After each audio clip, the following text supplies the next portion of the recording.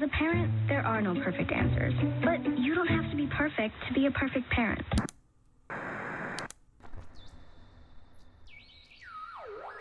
Mayfield and Beloved presents Camp Here and There. Episode 18, The Hive of Anxiety.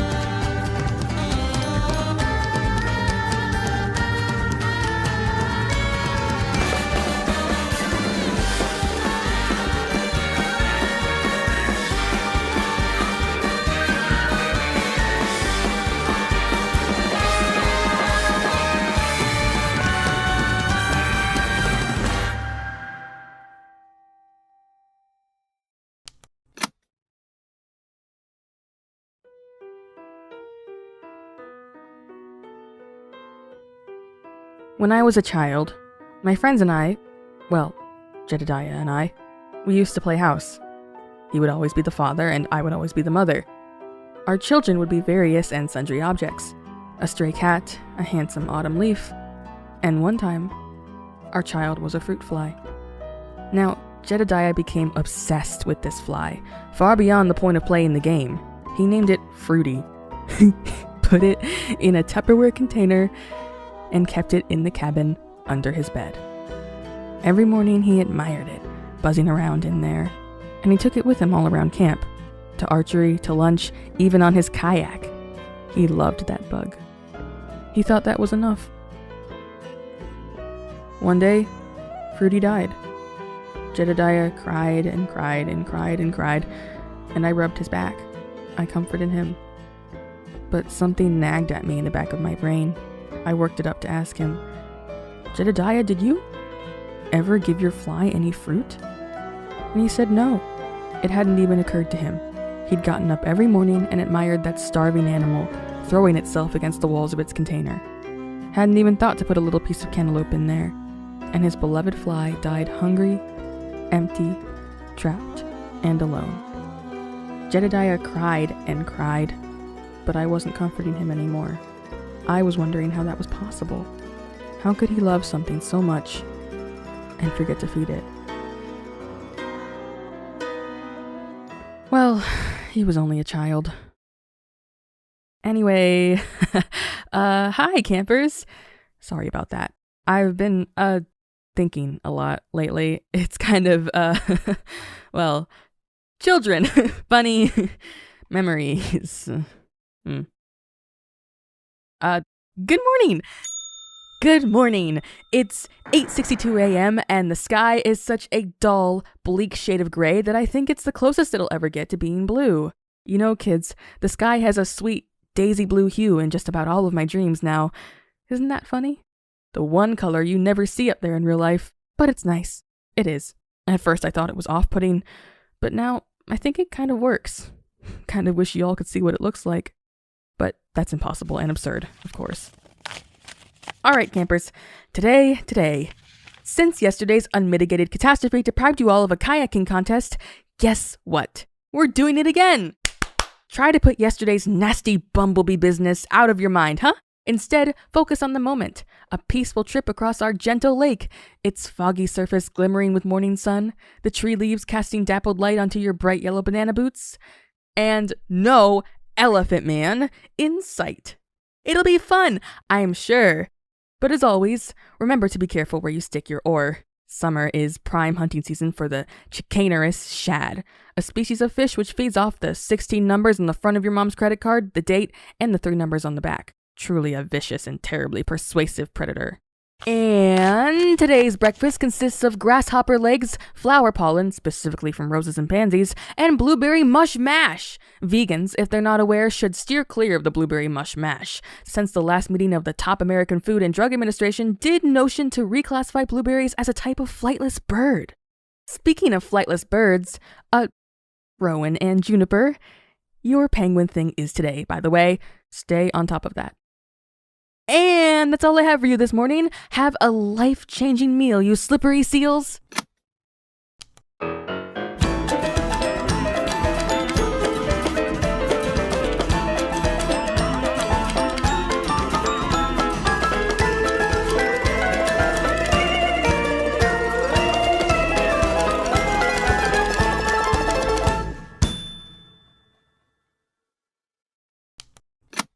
When I was a child, Jedediah and I used to play house. He was the father, and I was the mother. Another child we had was a pile of acorns. He named it Cartagena. He was big into geography at the time. We put the acorns in the paper bag and drew silly faces on either side with a Sharpie.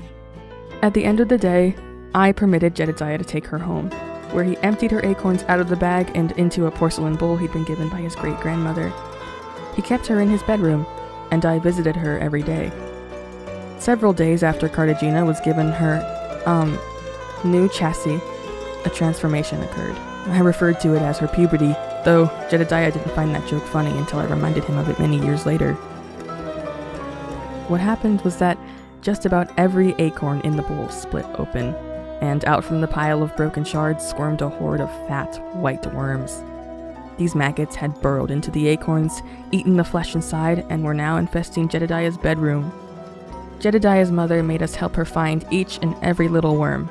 She put them all in that plastic bag, and then, despite Jedediah's vehement protests, she made him flush it down the toilet. Squirming, wriggling, climbing all over herself in that little bag, Cartagena was swept away and drowned. Jedediah cried. He did not even attend school the next day, so grief-stricken was he by the death of these bugs.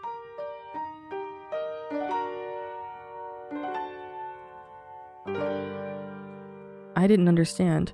When he'd first seen the maggots in his room, he'd screamed and recoiled in revulsion. He refused to pick them up with his bare hands. If he didn't value these creatures when they were alive, why was he so affected by their deaths? Either way, I stopped killing bugs after that. Whenever I got the impulse, Jedediah's tear-stained face popped into my head. Well, hello again, children. The time is 12:79, and the sky remains dull, although its hue has taken on a more beige aspect, like sediment swirling on the foggy surface of a lake, or the crisp, delicate husk of a paper hive. Of course, today's kayaking contest was a buzzing success. Cabin Tarantula Hawk made a real splash, with campers from that distinguished cabin taking 3 of the 5 top winning spots. On top of all that fun, only one camper fell in, and better yet, her mother only lost a few $100s before canceling her credit card. As much as I'd love to revel in this feeling of fun, it's since been pushed far to the back of my mind by the rest of the day's events. See, after the contest was concluded, you were all permitted to continue kayaking if you desired, and those of you who took that offer up encountered something. I think it's sweet, you know? How quickly you all took to that fat, damp clump of swirling hexagons you found by the edge of the lake. Even though I, too, feel that dread all the counselors speak of, it warms my heart to see you all playing the mother. Tiny Tommy of Cabin Silkworm was the first to spot it there on the far edge of the lake. Shedding his life jacket like snakeskin, he leaned over the sun-bathed grass to investigate that sound, or perhaps more accurately that feeling. The haunting song which he did not hear, but which filled his mouth thick like honey until his tongue began to buzz. He blinked once at what he saw. Then he reached out and began to caress the bulging surface of the abandoned beehive. It's no wonder a crowd formed. A gaggle of children hopping out of their kayaks to google and goggle at that waxy mansion of refuse you all find so inexplicably beautiful. It's no wonder the counselors tried to take the hive away from you all the moment they realized you had it. It has its effects on people, this hive. Just as it teases care and affection from the brave hearts of children, so does it arouse a terrible fear in the suspicious minds of adults. And no, children, the counselors are not making it up. At first we assumed we were just worried for your safety, beguiled as you were by the hypnotic hive. But then Salem, trying to confiscate the object, realized that her heart beat faster the closer she got. When she actually made a grab for the hive and her fingers brushed against that thick, swirling rind, the sensation became intolerable. Nauseating, headaching fear took hold of her, rattling her very atoms. She collapsed to the spinning ground, unable to think or move, and remained in that position for several minutes until the buzzing wore away. Every adult who approaches the thing, and even some who keep their distance, have described the same sensation. Dread, cold and clammy, settling into the pits of your person and escalating, if you invite it, into a panic that screams up and down your limbs, begging them to move, to take you anywhere else. I am not afraid of many-legged creatures. I have befriended the itsy spiders, the buzzing bees, the wriggling worms. I love the homey warmth of a colony. But even I hate this thing, the hive. Even I feel it when I look upon that waxy beacon of dismay. I have the utmost sympathy for those counselors who have begun trying to cope in strange and drastic ways, such as Juniper, who rushed the beehive brandishing a squirrel bone, attempting to destroy it, or Counselor Joshua, who tearfully begged to use Lucille's phone to call his mom and ask her to pick him up, or Rowan, who has condemned himself to the darkest recesses of the sanatorium and sits shaking like an untrained purse dog. Although, that might just be normal Rowan behavior. I'm not one of those counselors who wishes to take the hive away from you, to toss it into the lake where it can't disturb us again. I abhor any decision which could lead to conflict between us and you children. And not to mention, well, the loving, caring community you all have formed around that hive. The way even those of you who were stung the worst yesterday regard your charge with such softness in your eyes. It moves me. Well, some counselors agree with me, and some don't. So we're having a camp-wide meeting to resolve this issue. And others. While the meeting is being conducted in the administration building, you're instructed to stay within the camp center under the care of Chef Matthew, Counselor Warren, and Counselor Gracie. Stay within sight of them at all times, please, my little tadpoles, and try not to give them a hard time. For lunch, vegans get lettuce and beans, and our beloved Matthew has cooked up a delicious apocalyptic mixture of honey and carpenter ants that he calls the drowning, which you're meant to drizzle onto your complimentary camp sticks. Sounds sticky. Haha. Alright, you'll hear from me this afternoon.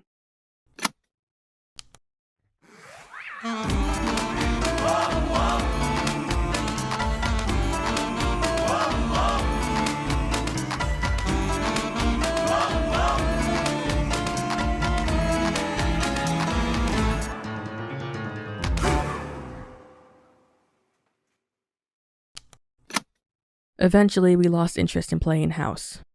Other activities took up the mantle, activities more befitting of our transition into adolescence. Sometimes I thought I was sad that we didn't play it anymore, but I realized that what I was really sad about was the unceremonious abandonment of a rich tradition. I decided we should give the game a proper send-off. When I suggested to Jedediah that we play house one last time to honor its place in our lives, a funeral of sorts, he struggled to articulate why he didn't like the idea. I just don't understand why we have to say that it'll be the last time we ever play it, he finally managed to verbalize. What if we want to in the future? I tried to explain to him that neither of us enjoyed the game anymore, and now that we're nearly teenagers, we likely wouldn't again. It was over. It was already gone. And we'd only be briefly resurrecting it to say goodbye. It's not gone, he pouted. We just haven't played in a while. We can do it anytime we want. So we found a rock in the ravine behind Jedediah's house and did everything we were supposed to. We put googly eyes on him and named him Kane. We taught him how to read our favorite books, my Wildcat soap operas and Jedediah's pulp sci-fi novels. We took him to the lakeside and had a picnic with him, feeding him pebbles since we figured that might be the sort of thing rocks eat. But as I thought, the heart wasn't there anymore. Jedediah was so easily distracted, so half-hearted in his performance. I looked at the stone and felt nothing but a tiny sadness in the leftmost corner of my heart. We tried to love our rock for a day. But when that day was done, I tossed him into the lake. Jedediah was taken aback by this, and I think a little off-put. Traditionally, when we were done with a certain child, one of us would take the object home, which was really for Jedediah's sake. He could never stand the certainty of knowing something was over and gone. But I like endings. I like closure. That was the point of this whole exercise. And he tried, to his credit, to accept that. I'm sure the futility of our attempts to revitalize this tradition had not been lost on him, and he probably understood that he was only objecting on principle. I watched him swallow the complaints that had started to bubble up in his throat, and he brushed the situation off with an ever so slightly bitter joke. He said, abandoning your child in a lake. So that's what motherhood means for you? I shouldn't have let it get to me. Jedediah definitely didn't understand the truth in what he was saying. But there was truth. Jedediah had always developed such sincere attachments to the objects he played father to, and I never quite understood that. The objects meant nothing to me. I would entertain myself with them for however long I pleased, and then let them go when I felt they had nothing left to offer me. I didn't think much about this contrast at the time, but upon hearing Jedediah make this joke, it occurred to me that the behaviors we'd been exhibiting might be reflective of our ideas of parenthood. Jedediah knew what love and care looked like. I felt sad. I felt scared. I felt broken in the brain.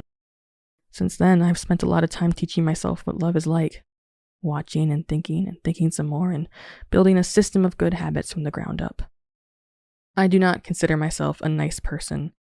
I'm sure many of my coworkers would agree, even Jedediah probably. But I am not my mother, and any child who comes under my care will learn what it is like to be loved. I have that to be proud of, if nothing else. Hello, children. Welcome back. What a day we've had, I imagine we're all feeling quite dizzy and disoriented, whether from the sweet-smelling smoke clogging the air or the lingering effects of emotional hypnosis. So why don't you all take a moment to relax while I remind you of all that's happened this afternoon. The meeting was lively when it began. Some of us spoke for longer than others on all matters relating to the dilemma at hand. Soren, temporarily given leave from cabin arrest, spoke to the beauty in the way you kids were inexorably drawn to something so terrible and powerful. He suggested we leave you to your mother of wax. Joshua spoke to the beauty of not spending every waking moment in brain-rending fear, and suggested we work to cultivate a less hostile environment for camp staff. Yvonne suggested that we all take heaping quantities of anti-ogric medication and just chill out. Rowan countered that no amount of psychospiritual ibuprofen had ever made him feel okay. And several times, Marisol, Salem, and Jedediah tried to bring up the topic of the Elephant Man, but were stringently embargoed by Lucille. Before we could really get anywhere, proceedings dissolved. See, over the course of our conversation, the sticky, sopping thrum which emanated from the hive had grown steadily more distracting until that thick, humming paste had seeped in through our nostrils, coagulated inside our skulls, and gummed up the gears in our brains. Words and behaviors became erratic, gripped as we were by a fear which urged our hearts to quicken and our minds to quell. Finally, we were in shambles, clutching our heads, stuttering and whimpering our increasingly inane suggestions. The tipping point came when the door swung open, revealing our loyal chef, Matthew, a sweating, grunting mess desperately seeking shelter from the discordant symphony of child whispers and ambient buzzing. The hive's song flooded into the room, and for many of us, that was the breaking point.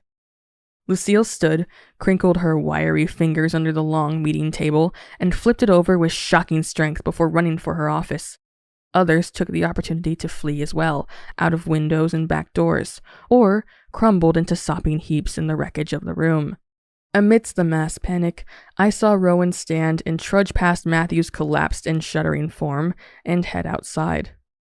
My curiosity won over my fear, and I tried to follow him out, but I was stopped by a sweating and shaking Jedediah who dragged me down every time I tried to get up.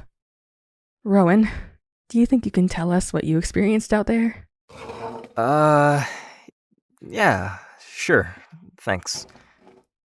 Honestly, I don't get what the big deal was. Like, yeah, okay, the hive was scary, but the whole world is scary.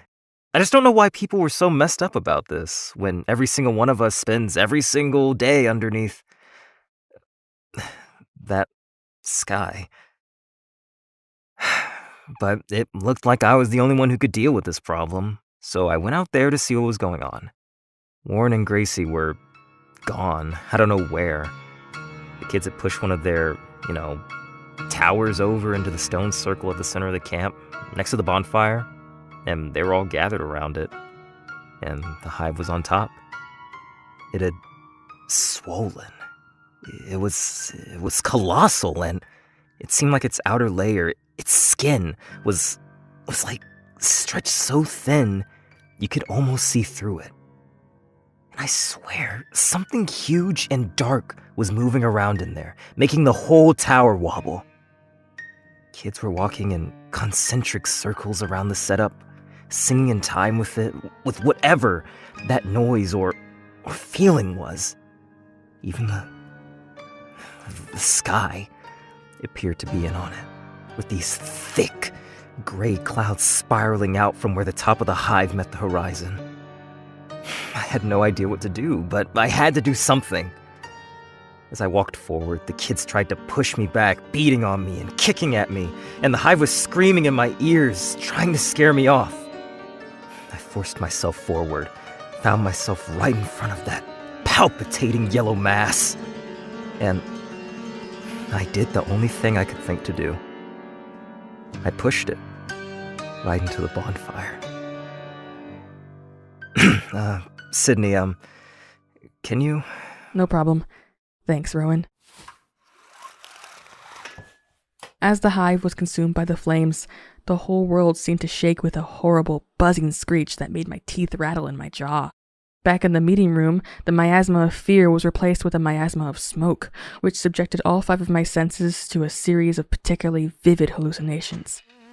A vortex of swirling hexagons, a symphony of vibrations, sweet, tangy whiffs of honey and blood, the feeling of being tossed around in a suffocating, wriggling mass. I felt myself born and reborn again and again, writhing free from my papery womb into the harsh light of the world, constructing huge and intricate marvels, piloting thousands of furry bodies all at once, and finally feeling myself deflate as I pushed the burden of life out of my body. I'm not exactly sure what it all means, but I know none of it will leave me soon. When those of us who had not run off to the farthest corners of the forest emerged from the meeting room, we found you children milling about amidst the smoke and confusion, with many of you having no memory of the last several hours. What remained of the hive was a slick pile of hot wax and sweet-smelling viscera around the churning, smoking bonfire. I want you kids to know that none of you are in trouble. Today has been weird for everyone, an eldritch ethical dilemma that pretty much nobody understood well enough to navigate. The bottom line is, nobody thinks it's your fault. If any of you are feeling rattled, my office is open until lights out, and I'm happy to discuss things with you. My secret candy drawer is unconditionally open tonight. Also, if you'll join me in Sydney Science Corner for a second, I did some research after my visions and learned something interesting. What the camp went through today was actually a natural process in the life cycle of honeybees native to this part of Ohio. Apparently, the discarded hives serve as a sort of incubator for the egg of the next queen bee, which can only hatch if it receives adequate attention from children. However, any attention from adults is like poison to an embryonic queen, so the egg has to evolve to emit pheromones which attract adolescent creatures and repel mature ones. How intriguing! Sucks that Rowan destroyed a queen bee's egg. He's already controversial enough with the local bee community. Alright, kids. This afternoon's planned Battle of the Bands has been cancelled in favor of familiar in-cabin activities, such as role-playing intricate family dramas with objects from nature. Dinner tonight is an innovative goulash made from the melted remains of the hive, with any remaining psycho-emotional residue having been expertly boiled away, of course. Lastly, I would like to advise that everyone keep away from the bonfire for the time being. If the buzzing at the front of my skull is any indication, I think the smoke is particularly alive tonight. That's all then. Good night, campers. Sleep well.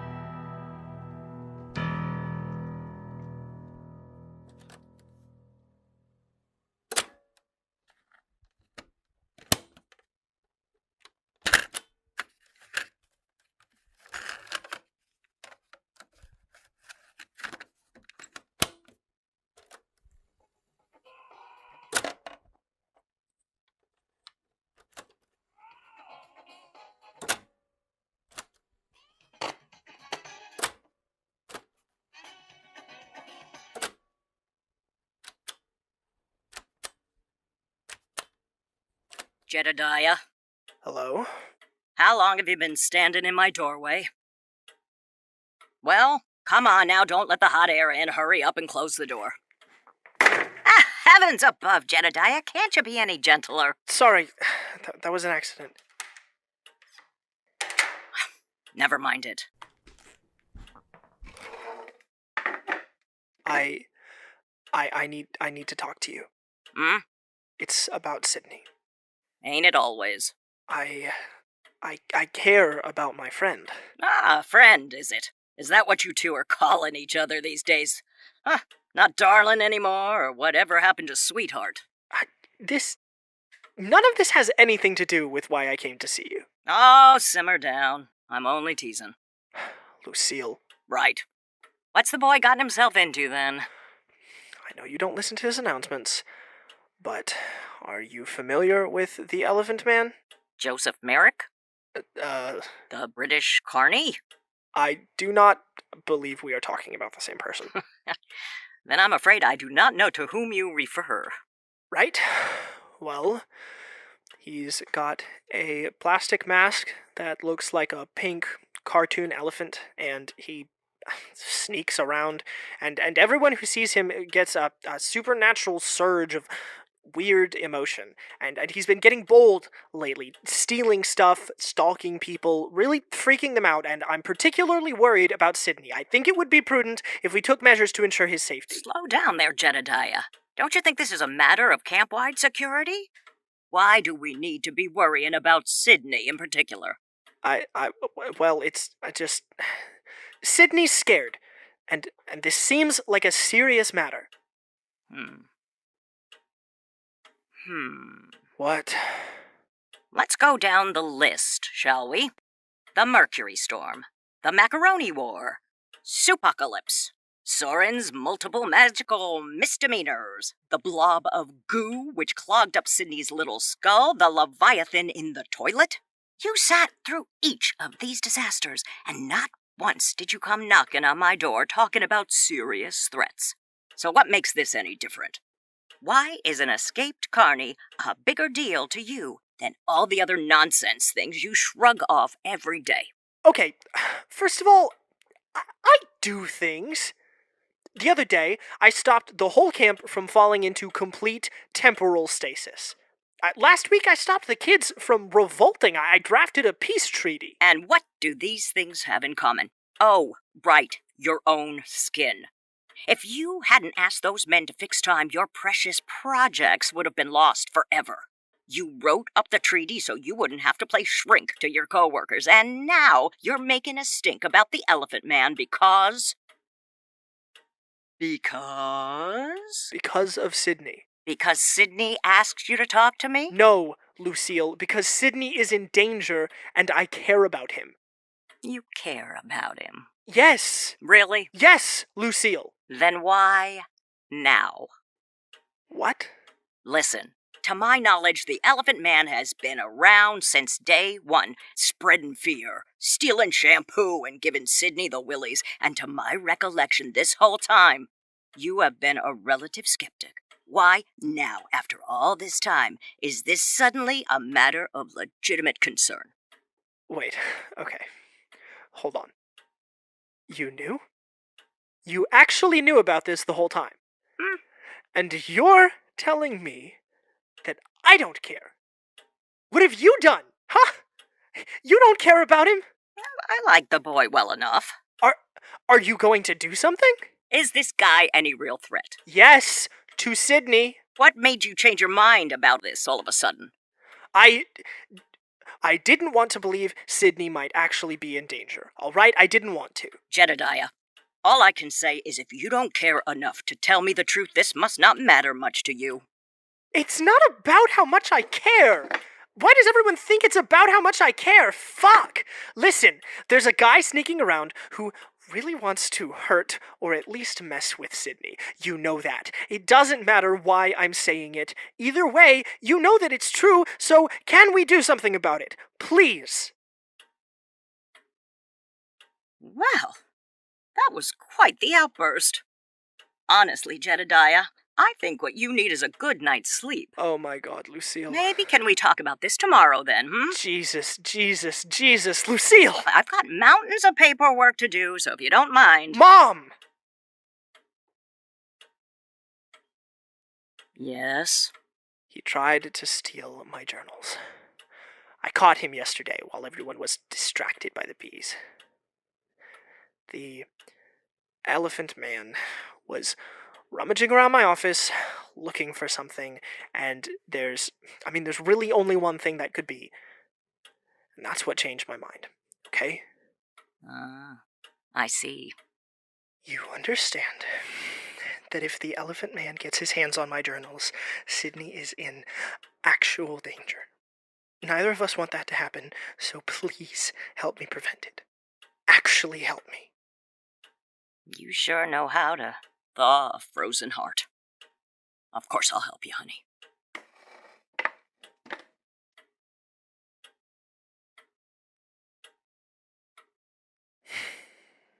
The rabbit.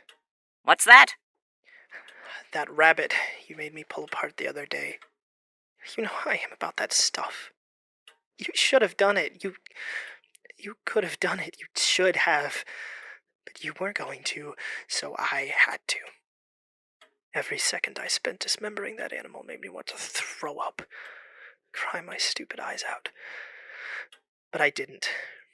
Instead, I looked at Sydney. I thought about what would happen to him if people started paying attention to this place.